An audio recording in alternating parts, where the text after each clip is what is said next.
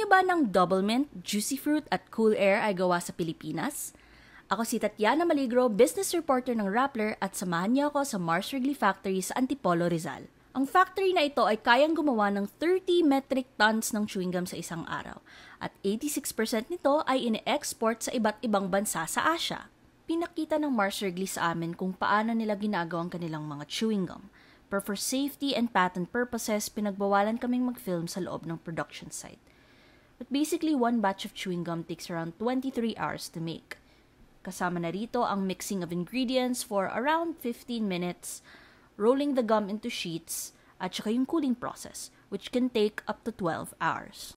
60 years nang ginagawa ng Mars Wrigley ang kanilang mga chewing gum dito sa Pilipinas. Nagsimula silang mag-manufacture dito noong 1965 sa kanilang unang planta sa Pasig City. Eventually, lumipat sila sa kanilang current location sa Antipolo nung nag-expire ang kanilang lease sa Pasig. At ang factory nila sa Antipolo is the only factory they have in Southeast Asia.